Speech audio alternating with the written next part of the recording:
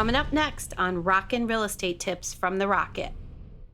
Hello, everybody. This is sensational Stacey Corrigan, the Rocket from Woonsocket, super proud badass broker and founder of Peace of Mind Property Management and Real Estate Inc. And we are building the most epic team in Blackstone Valley, Massachusetts, Rhode Island, and Connecticut. And today we're going to talk about final walkthroughs. So who is supposed to attend them? What's the checklist of the things that you want to look for when you're doing your final walkthrough? And what happens if something goes wrong? We don't want anything to go wrong there. It's a big purchase, right? So that's coming up next on Rockin Real Estate Tips from the Rocket. One thing is for certain. Your home is likely the largest financial asset you'll own. And the big question is this: who can you turn to expertly guide you with the right strategies, next best steps, and the exact how-to? How to get started with the home buying process, how to get the best rate and terms for a loan, how to negotiate the best offer for the purchase of your largest financial asset and propel your equity so you can stay on course for you and your family's dreams. That is the question, and this video series will give you the answers. My name is Stacey Corrigan, and welcome to Rockin Real Estate Tips with the Rocket. So what is a final walkthrough? So this is probably one of the biggest purchases of your life, and you want to make sure that it's in good condition. So usually the buyer's agent accompanies the buyer. Sometimes the listing agent will be present to provide access. The seller usually isn't present, and if they are, that usually means that something's wrong. Either they're still packing, or they haven't packed at all, which happened one time to me, or they're being nosy and they shouldn't be there. It's we don't like when there could be a potential confrontation. The idea is to make sure that the property is in the expected condition to take ownership of it and transfer from seller to buyer, excuse me. So there's a bunch of things that you want to check. So we have a final walkthrough checklist at Peace of Mind. And if you check our website at pompmre.com/buying, BUYING, we'll have that available for you to download. Okay. And so mainly you want to know if all the agreed upon repairs have been completed. Did they remove all their belongings, everything that they were supposed to? Honestly, the only thing that really should stay are small items related to the house. If you're leaving paint cans as a seller, that is, most people are going to paint their own colors. Okay. If you just freshly painted and those cans are less than a year old, that's fine. But nobody wants to clean out anybody's old paint cans. Okay. A couple roofing shingles, a little bit of extra flooring, minor levels of those types of stuff that go with the house is acceptable. Relatively clean is the key word here. All right. So they're not going to clean the way you would clean, because moving is stressful and everybody's just trying to get out of there. Some people do, but I will tell you that it is rare. So the contracts usually say broom clean condition. All right. So that doesn't mean that they scrubbed the bathroom on their way out, or sometimes even clean the fridge the way they should.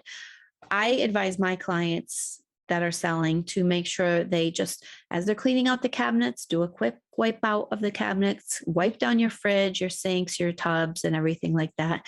And I go more than broom clean. I suggest that they at least, mop on their way out the door. To be decent, treat the place like you would want to receive it. Okay. But it's still probably not going to be in the exact clean condition that you would want. Not everybody has time to put on the self-cleaning oven and go to town on those types of deep clean items. Okay. Continuing on with your checklist, you want to make sure there's no ceilings or floors or water damage, stains, things that are significant that might have been hiding under a rug or behind curtains that you didn't see during the primary inspection or visual view of the house. Okay. Switch on the light fixtures. Do they all have power? Could just be bulbs. I've had people take bulbs from their house. I'm like, really? Oh, and don't leave any toilet paper. Could you just leave a roll of toilet paper, please? You're moving and you have to go use the bathroom, and now you got to dig up and find some toilet paper. It's so frustrating. Test the faucets in the kitchens and bathrooms. Make sure that there's no leaking underneath. check and open all the windows and the doors, and check your screens and your locks.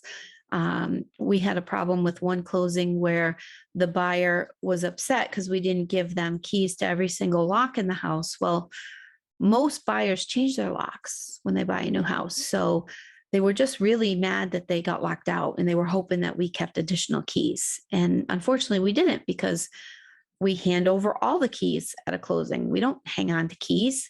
So they just were first-time home buyers, and they just didn't plan well. So unfortunately, they were forced to change their locks.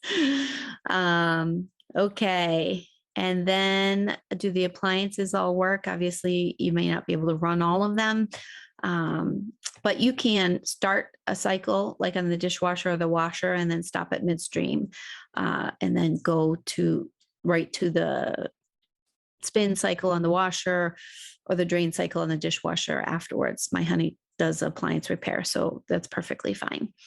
And if it's wintertime, jack the thermostat up, make sure the heat kicks on. If it's summertime, put on the AC, see if that kicks on. You might not be able to test both, but do what you can. And then obviously take a visual of the roof and the basement, and if you can, the attic, driveway, and other structures, just to make sure everything is as you expect. Now, what happens if there is a problem? So I had a few closings where I represented the buyer, and unfortunately, the agents for each of these sellers did not do right by their clients. It was really too bad. So in one instance, I had the buyer, but I was also helping them sell their home. And so I counseled them properly for the sale of their home to pack their U-Haul the night before, get all the trash out. They slept on air mattresses. They had the kids make it feel like it was camping, and they were ready to go to their closing of their home the next day. And then also they were closing on their purchase right after that. When we walked in to the house they were buying, the sellers had their bed perfectly made. There wasn't a single box packed. There was no furniture gone. The movers were coming at 11 a.m. They were coming after the closing to pack up and move everything. Somehow that agent thought that this seller had time after the closing to move. That is not the case. The sellers need to have all their belongings packed. They can be in the driveway in the truck, but they cannot be in the property. So that was a big deal. So we did an escrow holdback, and we basically had the moving truck for the sellers out the garage and for the buyers at the front door. And so it was a circular thing. One was going in one way and out the other. It was nuts. We got it done, and we ended up releasing the escrow back to the sellers. But that was a little kooky.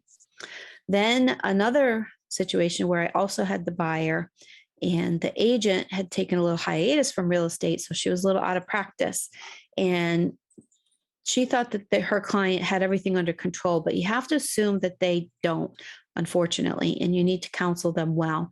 So advise your client that moving is going to take you much longer than you anticipate.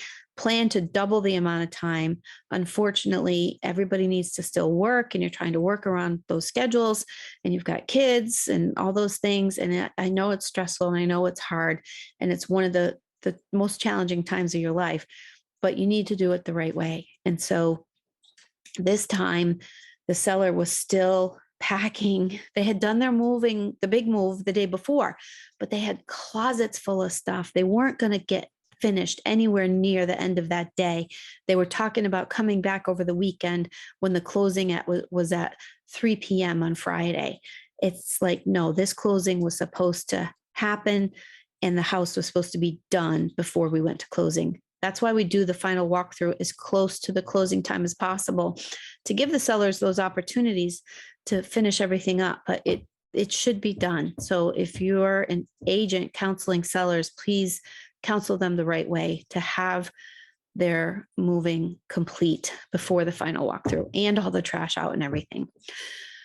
So for this property, they were still moving. We did a escrow holdback of $1,000 at closing. just in the off chance that things didn't go well, because we couldn't see everything because it wasn't all out yet.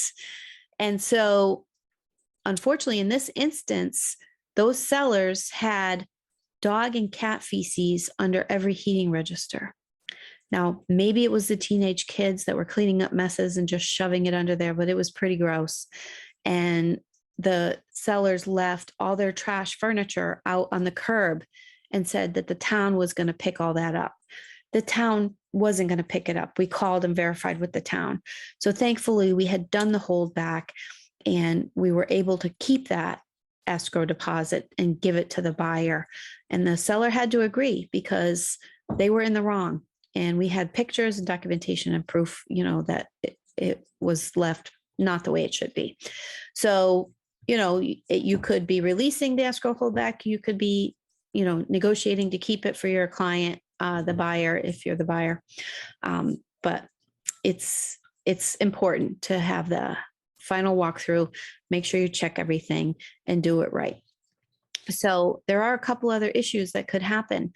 What if there's like a storm and something's damaged? You may need to delay the closing and give the seller a chance to fix those items. Or it could be something serious. We just had a home inspection with a house where there's not enough flow of water from the well.